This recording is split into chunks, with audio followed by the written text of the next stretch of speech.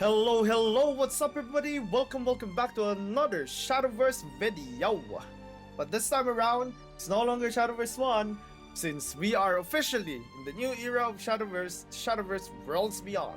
Now, speaking of the new era, I know there's a lot of problems with the current game state right now. I'm not gonna act that I don't know about it. The monetization's kinda hard for everybody to get like ideal decks. Like if you guys wanna ask me, I actually spent like around 200 plus bucks on the game, and I have like 4 decks right now. So I figured maybe I should make a YouTube series like featuring decks that are very free to play but are also viable in climbing the ladder. So you can like grind your rewards and eventually play the decks that you like to play. And the first deck that I'm going to feature today, as you might have already guessed or seen in the title, is a F2P Sword deck. Now, why do I want like this deck to be featured first? It's very simple actually. The reason why is this deck is very cheap. It doesn't have any legendaries. I tried my best to make a deck without any legendaries at all. So as you can see over here, the highest rarity is gonna be golden cards. Now, I'll explain every single detail about like the deck in a moment. But before I do, don't forget to comment, like, and subscribe, right? Since I will be posting more budget decks for everybody to try out, not just in Swordcraft, but in other crafts as well. And yeah, that would like help me a lot. And with that said, let's move on to the deck. So first off, what is the goal of this deck? So the goal of this deck is pretty simple. The goal of this deck is to have a sticky board in the early game and remove any threats to contest your board, and then swing at the evolved phase, applying a lot of pressure and making the opponent be overwhelmed, and then finishing them off with one of your like key cards. So if you've seen a lot of like mid-range or like aggro or whatever it's called sword decks from the meta sites or from like people that are just really good at the game, then you'll be able to see that most of these cards will be used. But what's the difference between like those decks and this deck? Well, instead of having Albert as your finisher, you're gonna have like Centaur Centurion or Rusty. Now, why would I like put this instead of Albert? It's simple, because there are our super evolved storm finishers. You guys might not know this, but Centurion is actually 11 damage on super evolved, and it's on turn 8.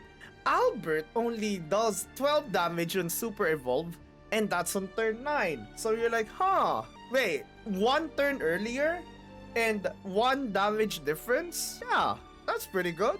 Now, where does Centaur Centurion like, kinda like become inferior of a card?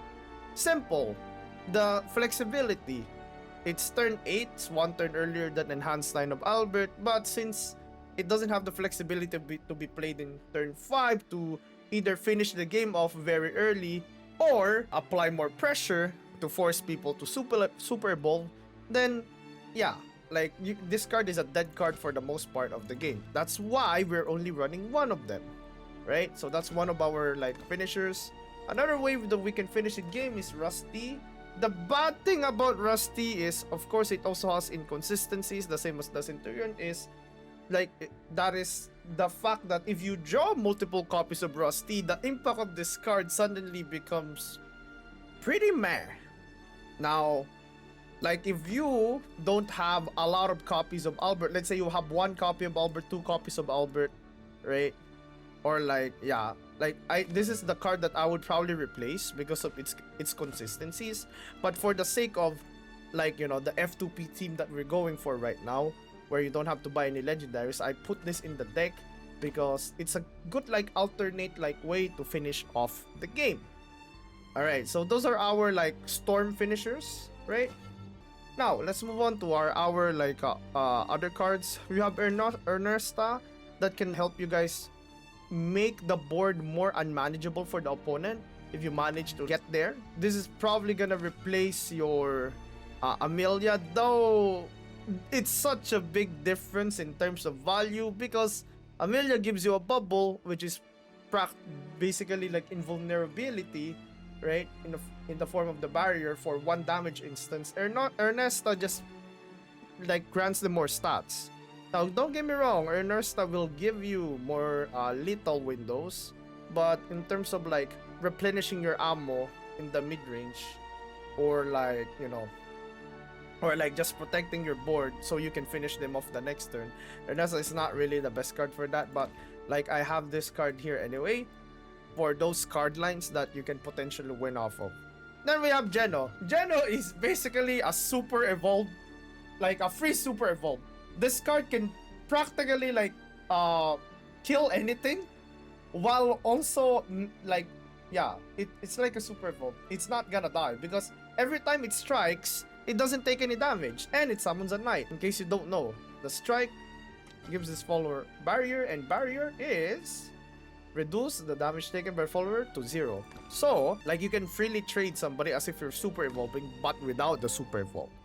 So yeah, these are the options that I put in the deck for you to finish the game.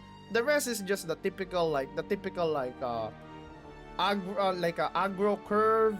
You have to like win the board then while removing their threats. And then I put a card here that a lot of people refuses to put in their deck for some reason. Apollo. I think this card is one of the best cards in the current rotation because it deals with sword, it deals with fairy, it deals with like any board that is in the early game. I would rather have this because it can literally kill any 5 HP target and like deal 2 damage to the entire board. So it's not only a cheaper version of like the 4 mana spell, but a unit as well. So it's a body on the board. It's cheaper, right? It does cost you an evolve point to do the 2 damage to the board, but 1 damage is most of the time more than enough. I mean, look at our deck, right?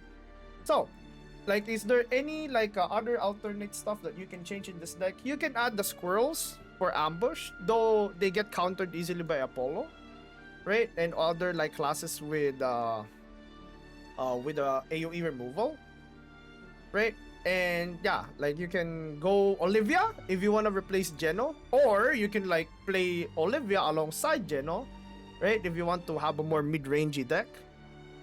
And you can run Amelia and sub Ernesta, but like typically I've seen people run 1 Ernesta, 1 like Amelia, or 2 like Amelia just for like replenishing their ammo, but by that time typically you're supposed to be finishing already.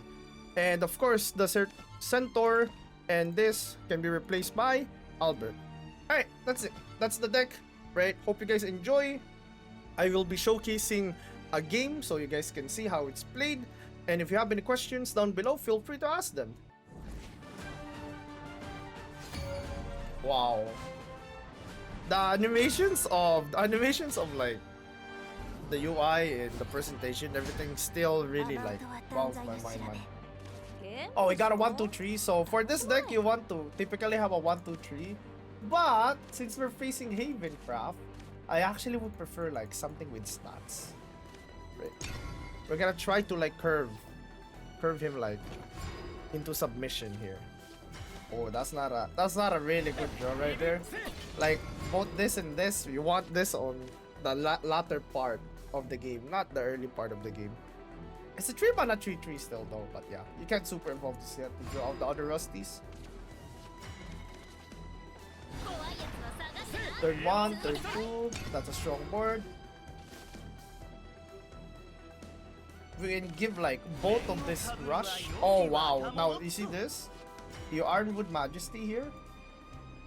And then suddenly you can like attack really wide like this, right? I'm gonna value more like a board than like the beefier guy. I want to be able to attack wide. There we go. This board is really good for us. We don't have an evolve point yet, but I think I'm just gonna like whip out our Rusty here as a body. There we go. We haven't drawn like... Oh, okay. That's a really good card against us actually. But that's fine because we can like start rebuilding our board. I will evolve Luminous Magus just in case he plays Apollo. In case he plays Apollo, at least we still have something in the board. And he plays our Holy Vessel. Wow. Alright. We're gonna have to like evolve our Quirk Blader because we're kinda like running out of gas right now. So he's at 10 HP. Like Centurion is lethal on Super Evolve. Then whatever board he's gonna come up with, we can Super Evolve the Apollo and deal 1 more damage to him. This is a banish. There we go. That's a fat board, but we're fine because we can do Super Evolve Leia or Super Evolve Apollo, deal 1 damage to the face. A reminder that you can have damage, like even though you don't have Storm, by like yoinking the body of the enemy into the face. Right. Draw this. No damage. Then we boom. He is 9 HP. That means, you know what that means, right? Centurion lethal next turn. Right? He doesn't expect this probably because... Yeah, he doesn't expect this probably because of like... Albert is turn 9. But he's gonna find out real quick. This is gonna be the Centurion finisher. This is 11 damage. I think. Oh no, 10 damage actually. Bang! See, our board got cleared. Even though we overcommitted in the early game, we still managed to put them in the range of execution of Centurion. That could have also been like the Rusty, right?